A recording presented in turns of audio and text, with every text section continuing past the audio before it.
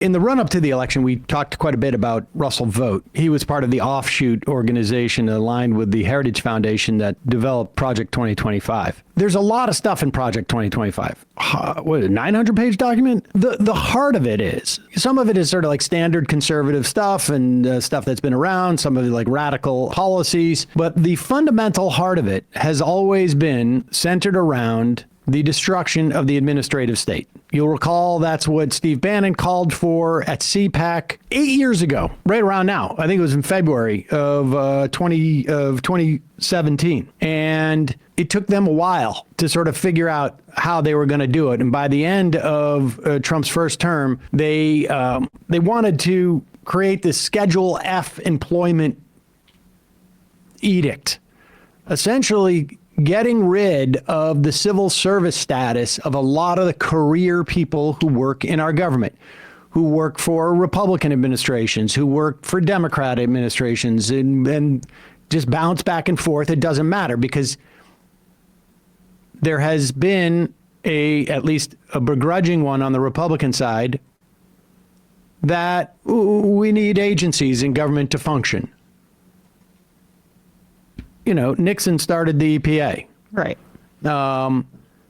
And the conservative movement is such that they started to believe their own rhetoric so intensely that there is a sense that it is really a problem to have government. Now, understand, all of this, it is about extracting America's wealth. When you get rid of an agency, almost every agency, not every, but almost, much of the ones that are sort of forward-facing to the public, what they do on some form or another is inhibit corporate profits, because a lot of those profits come at the expense of society. It's too expensive to burn this chemical. We're just going to dump it into the river. Society will deal with it. Dead fish, cancer, whatever. You know, we could do full disclosure on this stock offering, but that would cut into our ability to profit from it, so we won't. No, the SEC says, actually, you have to.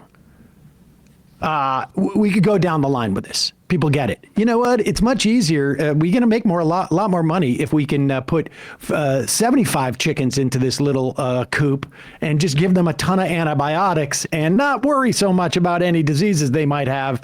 And we're going to sell more chicken. Well, you know, the USDA, the FDA, I mean, people will step in. Not as much as I'd like them to, but that's the idea. And they want to get rid of these agencies so that they do not inhibit corporate profits. And when they assault health and research, they just want to privatize that too. Because health research that is done by the government is not for profit. Mm-hmm. And so they will do things that are not efficient.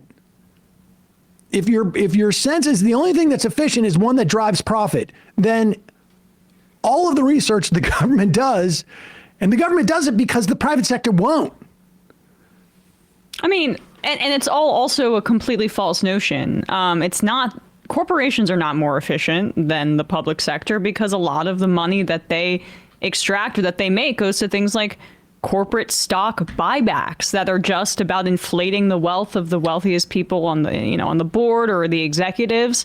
There's a lot of waste. The Pentagon is probably our government agency that outsources, I don't have the figures in front of me, but I would not, in terms of dollar figures, has contracts with private companies, and they're the most wasteful part of our government. They fail audits every single year. The whole point is that for a conservative, the idea of doing something that does not have a profit motive is necessarily wasteful. Right. There is no value in health research for the sake of health research. A little bit problematic when it comes to like the potential for a bird flu on the horizon, when you don't allow agencies to talk to each other. But just to give you a sense of what they're doing is Transportation Department, this is from Wall Street Journal, temporarily shut down a computer system for road projects. Health agencies stopped virtually all external communications in a directive that risks silencing timely updates on infectious diseases. In other words, one agency can't talk to another agency. Hiring freeze left agencies wondering how parts of the government could adapt to new demands. Confusion loomed over how agencies should disperse funds allocated by the previous administration. We'll get to that in a moment. Glitches aren't uncommon during the early days of presidential transitions, but this is on purpose. Mm-hmm. They have also started sending out letters about federal DEI programs. We'll get to that in a second, but let's start with this first clip of, we've got two clips of Russ Vogt, right?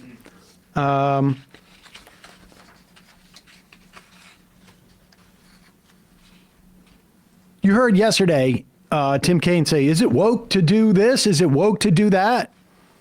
Well, I think from their perspective, they think it is. Let's start with Jeff Merkley about his support for the failed welfare reform, because in the 90s, Bill Clinton signed the welfare reform that the Republican lawmakers brought him, because that's Bill Clinton.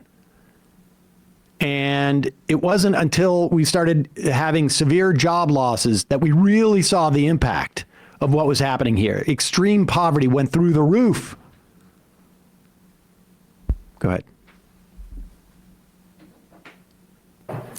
Let's turn to work requirements.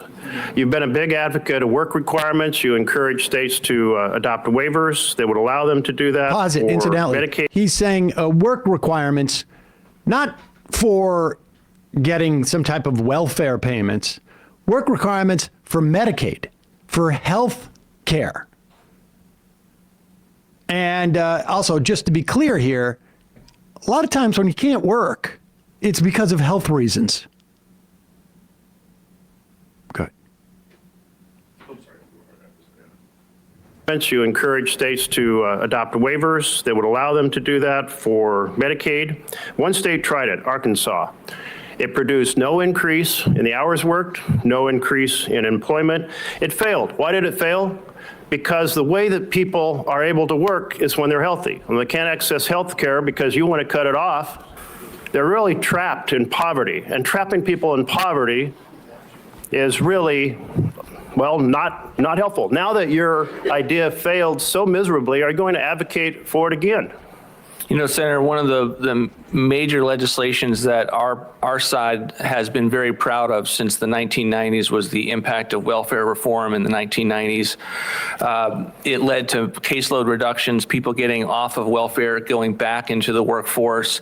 And we think that type of thinking should be applied to other federal programs. And it's informed not only Medicaid, but the other programs to be able to encourage people to get back into the workforce, increase labor force participation, and give people, again, the dignity of work. And you believe cutting off health care encourages people to work when they need to get better health in order to work? It doesn't make any sense. Again, and it's been a failed experiment, but you've answered the question. You're still an advocate of that failed approach that traps people in poverty and is quite disturbing. Now, let's be clear here. He does not want to defend the Arkansas experiment that took place in the last Trump administration. Arkansas sought a waiver, and from CMS, and they imposed a work requirement on it. The work reporting requirement harmed thousands of people. From the Center of Budget and Policy Priorities, took away their health coverage, leaving many uninsured. It required thousands of others, harmed them by basically living under the constant stress and threat of loss of coverage. People who were supposed to be exempted from submitting monthly proof of their work hours were not always shielded from losing coverage. The requirement imposed extreme levels of red tape on targeted Medicaid enrollees, resulting in coverage losses and no increases in employment. So if your theory is that these people just want Medicaid and they don't want to work. Here's the experiment that shows you that it must be the case. Not even one of them. Like, you're not encouraging anybody to work. It just, whatever you did, it didn't happen. And instead of like actually addressing the actual experiment for which he's advocating, Vogt just says, well, it's sort of analogous to the welfare reform situation, which incidentally was an abject failure. We knew it once people started losing their jobs.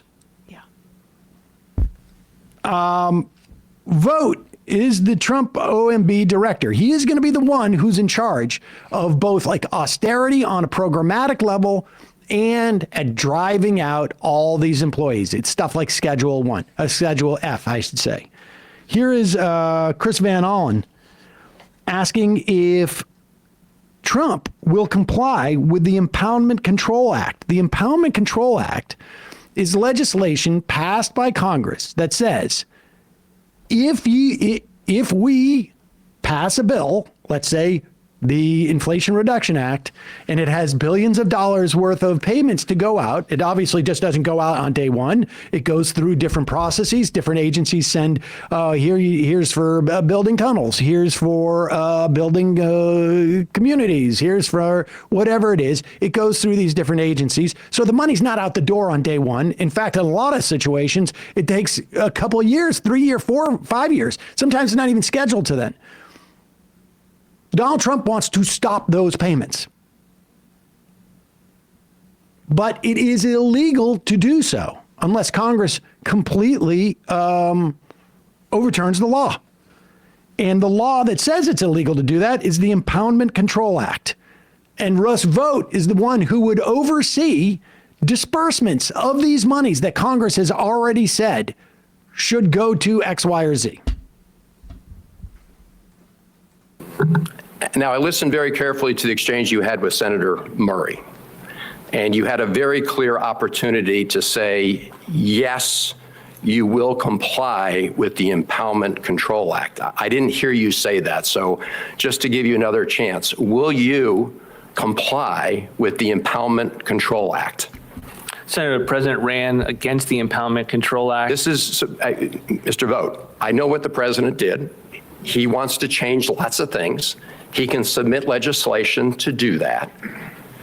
But you are going to be the head of OMB, and here today at this hearing, you're refusing to commit to comply with the Impoundment Control Act. Is that right? Are you refusing to commit to complying? Senator, the administration has to go through a policy process to understand the legal parameters for operating in the ICA. Okay, I'm going to reclaim my time. I'm sorry. I was just, it seems that complying with the current law, even if you disagree with it, would result in a clear answer. Yes, I will comply with the current law, including the Impoundment Control Act. Let me turn to Doe.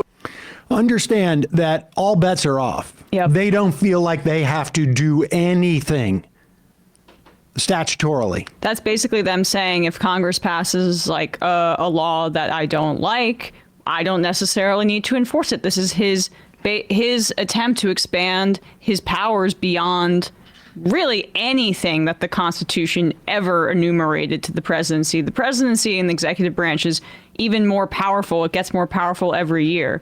This would be an enormous step. Like, Trump already kind of did this, and he was impeached over it. This is when he withheld Ukraine money, if you recall, from Zelensky and from Ukraine, because he wanted, which was allocated by Congress, passed by Congress, because he wanted them to investigate Joe Biden. And that was the first time Donald Trump was impeached. So this is this is Vogt basically saying, no, we want to kind of, even though Donald Trump was impeached for this, well, the Supreme Court says that basically, he can do it. He's immune as he's president. We want him to be able to do that for a variety of different things.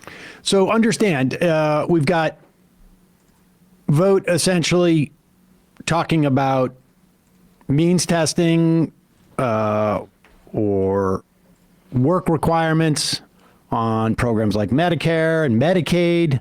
Always starts with Medicaid. And the idea that maybe we're not going to distribute funds from the IRA because some of those might go towards like supporting wokeness, woke solar power or woke wind power or woke manufacturing grants or whatever it is. And later in the program, we're going to talk about what's going on with this DEI, because the one thing they also understand is it is people.